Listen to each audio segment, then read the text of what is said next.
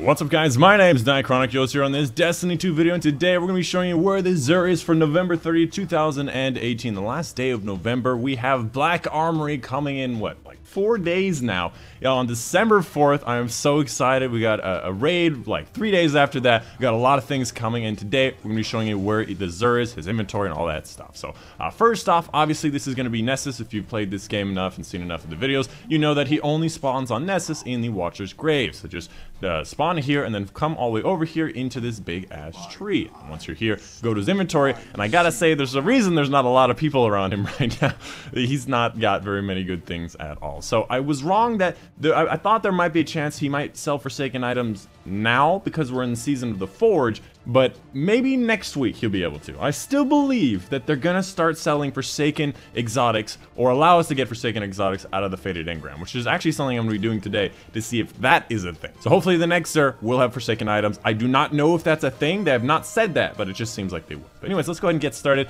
First off with the Riskrunner, a weapon I literally just got the catalyst for yesterday. So the Riskrunner is one of those weapons that's an SMG, which means that it was kind of a lot better before the advent of special weapons, because, you know, SMGs had great DPS rates. It was hard to control, but if you use them a lot, you could definitely do some incredible amounts of DPS. But with shotguns and stuff, it had just been totally taken out of the meta. Now, what made this one so very cool is when you take arc damage, this weapon becomes more powerful, resists incoming arc damage, which is 50%, by the way. You take half arc damage, and kills extend the time in this overcharged state. And on top of that, when Arc Conductor is active, which basically means you've been hit by arc damage at any point within the last like 5 or 10 seconds, shots fired have a chance to become chain lightning and return ammo. So you basically have this endless clip.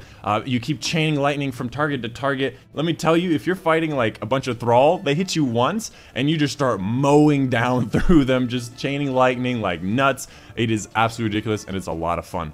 This weapon overall is actually a lot stronger than many people realize because of the fact you take half arc damage. And I believe you only have to have this weapon on your person, not even like in your hands. So this weapon is actually a lot better than people think. However, it does take up an exotic slot, and most people carry Whisper when they play PvE. Overall, I'd like to say this weapon, as far as SMG goes, is probably one of the best SMGs in the game for both PvE and PvP, but the fact is an exotic really throws it off, and the catalyst, I forgot what it does, if I'm gonna be honest. So I transferred my Riskrunner over to me, and it seems like the catalyst only just increases the range and nearly maxes it out. It definitely is something that, you know, is nice, but I thought maybe it would do something more interesting, perhaps. Maybe like a fire rate increase as it keeps firing and keeps getting Arc Conductor. I think that would have fit this weapon a lot better. This is a bit of a lazy catalyst. Moving on to the Hunter Exotic, Young Ahamkara Spine. It was updated, I think, either Warmine or Exotic. It's definitely a lot different. Oh, and it has a chance of having Machine Gun Scavenger on it,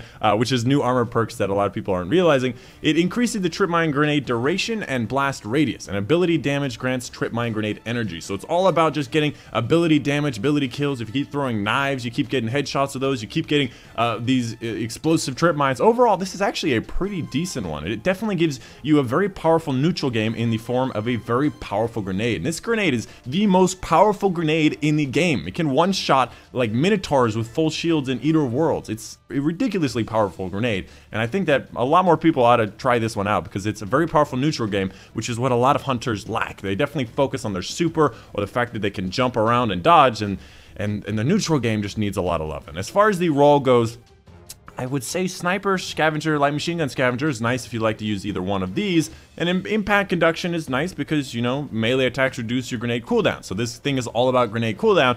This is definitely something that, you know, might be really nice as a conjunction. So as far as the exotic goes, it's good for the exotic, but not really bombastic. Coming up next, it's the exact same role. Coming up next, we have the Karnstein Armlets, which is gonna be the Warlock exotic. Melee kills instantly restore a large amount of health and continue to restore health for short duration. Now, I'm pretty sure this short duration is like 8 seconds. Would you like, after getting a melee kill, have 8 seconds of health regeneration continuously?